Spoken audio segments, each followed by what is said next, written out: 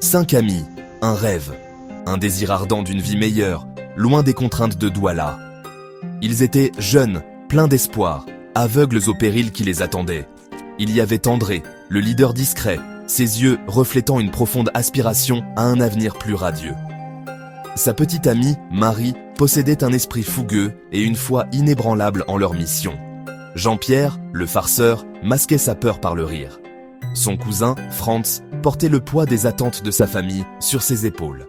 Et puis, il y avait David, le plus jeune, nourri d'un optimisme naïf. Ils se rencontraient en secret, leurs plans murmurés comme des prières interdites. L'Italie, la terre promise, les appelait. Ils envisageaient une vie sans pauvreté, une vie où leurs rêves pourraient prendre leur envol. Animés par un puissant mélange de désespoir et d'ambition, ils ont mis en commun leurs maigres économies, ignorant qu'ils s'embarquaient pour un voyage qui allait à jamais changer leur destin. Leur voyage était un témoignage de la force durable de l'espoir, un espoir qui allait être mis à l'épreuve dans le creuset de souffrances inimaginables. Le trajet en bus jusqu'au Nigeria était un mélange d'anticipation et de trépidation. L'air crépitait d'une énergie nerveuse alors qu'ils laissaient derrière eux tout ce qui leur était familier. Chaque bosse sur la route, chaque arrêt en chemin, amplifiait leur anxiété.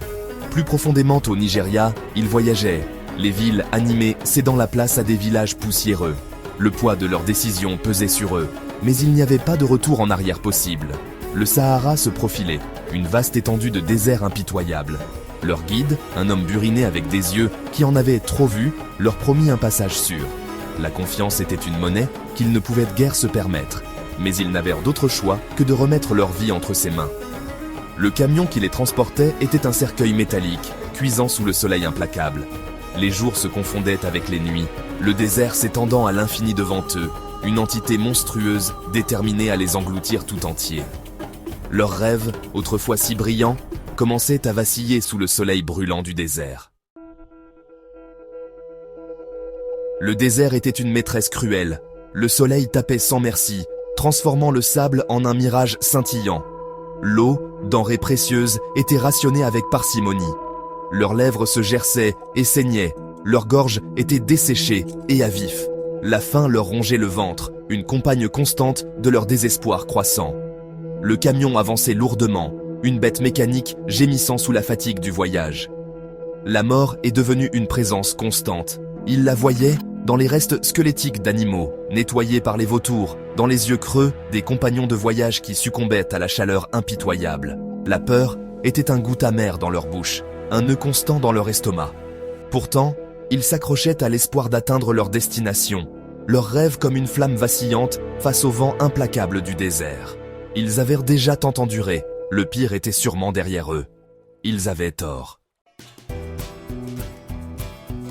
La Libye, autrefois une lueur d'espoir, est devenue leur prison. Les promesses de passage sûr avaient disparu, remplacées par la brutale réalité de leur situation. Ils étaient parqués comme du bétail, leurs passeports confisqués, leurs rêves pris en otage. Les hommes qui les retenaient en captifs étaient impitoyables, leurs yeux dépourvus d'humanité. Ils étaient des marchandises à acheter, à vendre et à jeter à volonté. L'entrepôt empestait la sueur, l'urine et la peur. Exigu et suffocant, c'était un enclos pour des rêves en suspens, un témoignage de la cruauté humaine.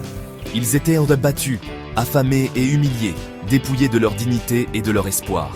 Les jours se fondaient en un cycle sans fin de désespoir, ponctué de moments de terreur. Leurs rêves, autrefois si vibrants, semblaient en maintenant de lointains souvenirs, de faibles échos d'une vie qu'ils avaient autrefois osé imaginer.